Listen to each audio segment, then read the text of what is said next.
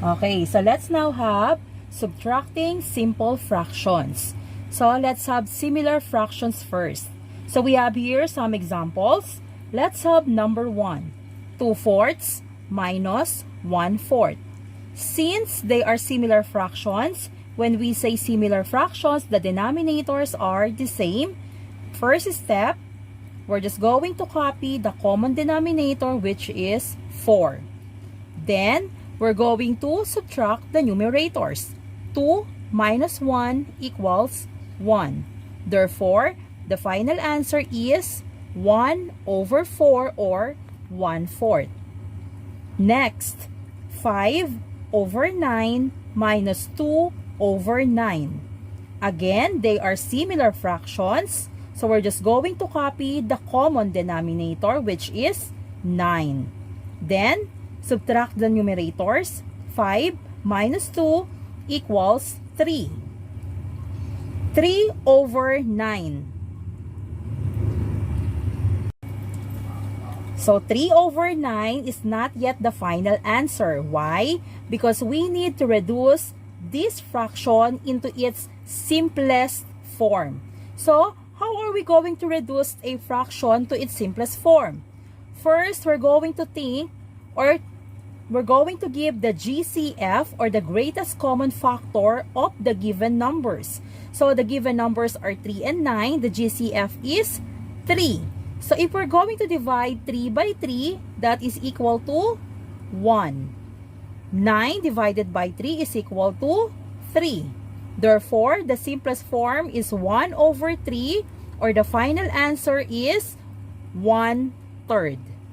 Next, we have here 6/10 minus 4/10. Again, we have similar fractions. Common denominator, we have 10. Then subtract the numerators. 6 minus 4 equals 2. Do you think this is this the final answer? So not yet. Why? Because we can still divide 2 and 10 by 2. So 2 divided by 2 equals 1. 10 divided by 2 equals 5. So we have here 1/5 as its simplest form, or the final answer is 1/5.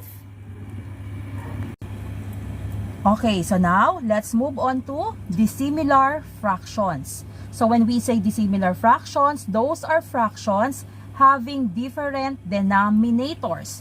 So we have here 1/2 and 1/5. So the first fraction, the denominator is 2. And the second fraction, the denominator is 5. Therefore, they are dissimilar fractions. So let us now subtract 1/2 minus 1/5. Since they are dissimilar fractions, we need to change them into similar fractions. How are we going to do that? First, we're going to get the LCM, or the least common multiple of the given numbers or the denominators. Okay? So we have here LCM, or least common multiple of 2 and 5. So how are we going to do that? We can use skip counting. Okay? So we have here 2. 2, 4, 6, 8, 10, 12. 5, 5, 10, 15. So what is their common multiple? We have here 10. Okay? So 10 is the least common multiple. Therefore, we're going to use 10 as the new denominator. So over 10 minus over 10. Now, we're going to divide. Okay? New denominator, which is 10, divided by the old denominator, or the original denominator. So we have here 10 divided by 2. That is equal to 5. Then we're going to multiply by the numerator. So 5 times 1 equals 5. Next, same procedure. 10 divided by 5 equals 2 times 1 equals 2. So, we're now going back to the procedure on how to subtract similar fractions. We're just going to copy the common denominator, which is 10. Then we're going to subtract the numerator. So, 5 minus 2 equals 3. Since 3 over 10 is already in its simplest form, this is now the final answer. So, 3/10. Okay? Next, we have here 4 over 7 minus 1 over 3. So first, we're going to get the least common multiple. Okay? What do you think is the LCM? So the LCM of the LCM of 4/7 and 1/3, since we have here 7 and 3, the LCM is 21. Okay? So over 21. 21 divided by 7 equals 3 times 4 equals 12. 21 divided by 3 equals 7 times 1 equals 7.